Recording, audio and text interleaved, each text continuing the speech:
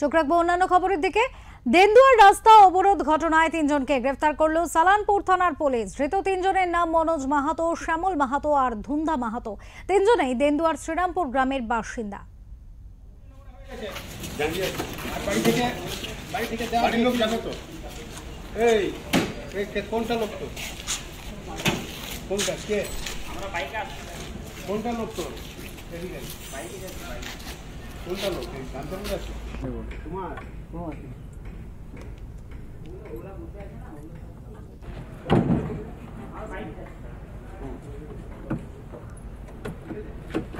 খুলো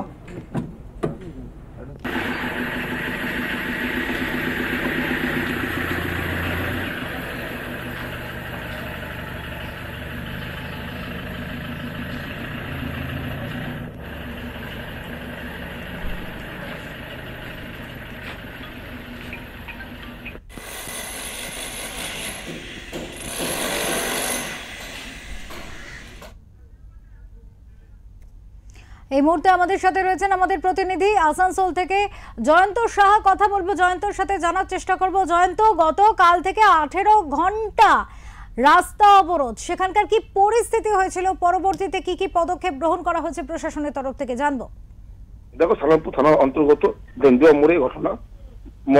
বাইক আরোহী মৃত্যু হওয়ার পরে এলাকার লোকেরা রাস্তা অবরোধ করেছিল প্রায় 18 ঘন্টা। তারপর পুলিশ যখন রাস্তা অবরোধ উঠেনি, পুলিশের ফোর্স দিয়ে লাঠিচার্জ করে, ব্যাপক লাঠিচার্জ করার পর ছত্রভঙ্গ হয়ে যায় অবস্থান বিক্ষোভকারী এবং রাস্তা অবরোধকারীদের, ছুটে পালায়। পুলিশ এই ঘটনায় পুলিশের বেশ কিছু পুলিশের চোট লেগেছে এবং সাধারণ মানুষ যারা ছিল বিক্ষোভকারী তাদেরও চোট লেগেছিল, আহত হয়েছে জানতে পেরেছি। তারপরে পুলিশ যখন তদন্তে নেমেছে যে এই ঘটনার আন্দোলনটা কারা কারা করলো, তদন্তে নেমে 3 জনকে পুলিশ আটক করেছে, তাদেরকে আসানসোল আদালতে তোলা হয়েছে। এবং এর সঙ্গে পিছনে আরো কারা জড়িত ছিল, যে কারা এই আন্দোলনটা এত দীর্ঘ সময় ধরে করলো, রাস্তা জ্যাম করে অবরুদ্ধ করে একটা বিস্তৃতি সময় সৃষ্টি করলো, সেটা তদন্ত করতে নেমেছে পুলিশ। একেবারে আমরা অনেক ক্ষেত্রে দেখেছি এই ধরনের দুর্ঘটনা, যদিও যে কোনো প্রাণহানি অত্যন্ত মর্মান্তিক, কিন্তু তবু এই ধরনের দুর্ঘটনা আমরা বহু জায়গায় দেখি, ঘটতে দেখি এবং প্রতিনিয়ত ঘটতে দেখি। কিন্তু এইভাবে একেবারে 18 ঘন্টা টানা অবরোধে যে পরিমাণ একটা পরিস্থিতির সৃষ্টি করা হয়, সেটা অবশ্যই কখনোই কাম্য নয়। সেক্ষেত্রে এলাকাবাসীদের দাবিটা ঠিক কি ছিল? এমন কি কোনো রাস্তা নিয়ে কোনো দাবি ছিল, বা তাদের সেই দাবিগুলো কি ছিল? দেখো, একদম পরিষ্কার কথা, অ্যাক্সিডেন্টে মৃত্যু হয়েছিল। যেই লরিটি অ্যাক্সিডেন্ট করেছিল সেটি লোহা বোঝাই ছিল। সামনে বেসরকারি কারখানা থেকে লোহা নিয়ে রাস্তায় যাচ্ছিল, বাইক মোটরসাইকেল যে আরে হয়েছিল তাকে ধাক্কা মারে, সে মারা যায়। তারপর মারা যাওয়ার পরে পরিবারের লোকেরা, স্থানীয় যে গ্রামবাসীরা আছে সবাই মিলে দেন্দুয়া মোড় রাস্তা অবরোধ করে দেয়। চিত্তরঞ্জন আসানসোলগামী যে রাস্তাটা আছে সেই রাস্তা অবরোধ করে সারা রাত ধরে, সারাদিন ধরে মোটা 18 ঘন্টা ধরে বিক্ষোভ করে রাস্তা অবরোধ করে দেয়। আর মেন রাস্তা আসানসোল চিত্তরঞ্জন থেকে আসাগামী রোড ছিল, মানে রাস্তা অবরোধের জন্য পুরো জাম লেগে যায়, সাধারণ মানুষ যাতায়াত করতে পারে না, বড় গাড়ির জাম থাকে। পুলিশ বারংবার ওদেরকে বলে যে রাস্তা অবরোধ উঠিয়ে নেওয়া, পরবর্তীকালে আলোচনা করা, সবকিছু মিটিয়ে নেওয়া হবে।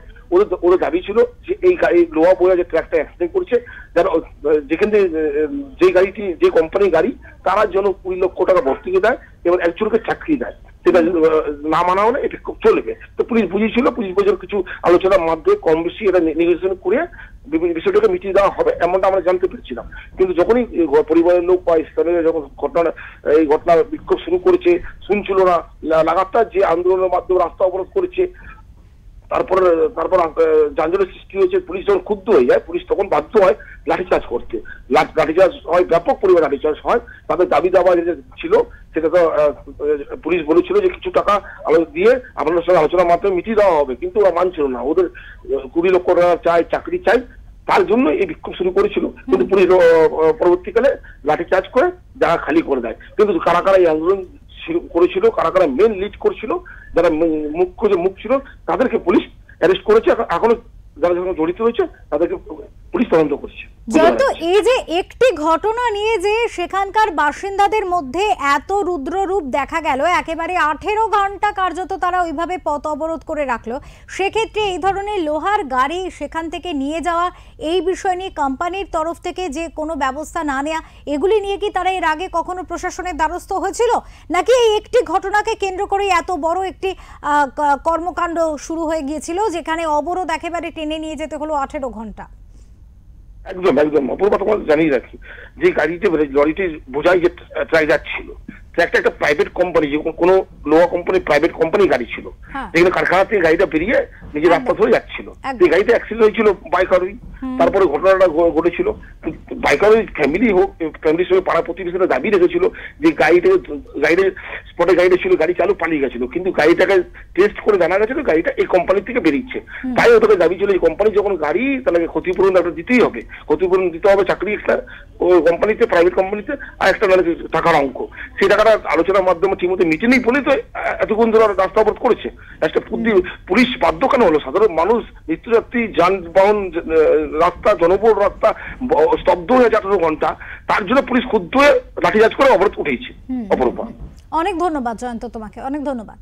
আমাদের সাথে ছিলেন আসানসোল থেকে জয়ন্ত সাহা, আমাদের প্রতিনিধি। বিস্তারিতভাবে তিনি জানালেন। জানিয়ে রাখতে চাইবো আবারও, সালানপুরে দেন্দুয়া রোডে সেখানে কিন্তু একটি দুর্ঘটনা ঘটে, পথ দুর্ঘটনায় একজন বাইক আরোহীর মৃত্যু হয়, কিন্তু তার পরবর্তীতে কিন্তু সেই মৃত্যুকে কেন্দ্র করে ধুন্ধুমার পরিস্থিতির সৃষ্টি হয় সেখানে।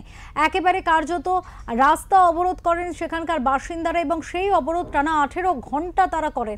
স্বাভাবিকভাবেই সেখানে বড় বড় লরি থেকে শুরু করে গাড়ি, যানবাহন, এমনকি সাধারণ মানুষ, তারা কিন্তু প্রত্যেকে আটকে পড়েন এবং যথেষ্ট একটা বিশৃঙ্খল পরিস্থিতির সৃষ্টি হয়। যদিও পুলিশ পরবর্তীতে গেলেও তাদের দাবি ছিল 20 লক্ষ টাকা ক্ষতিপূরণ দিতে হবে যে কোম্পানির ওই লরি লোহা বোঝাই নিয়ে যাচ্ছিল, সেই কোম্পানিকে, যে ভিকটিম অর্থাৎ যে ক্ষতিগ্রস্ত প্রাণ হারিয়েছে তার পরিবারকে 20 লক্ষ টাকা এবং চাকরি দিতে হবে।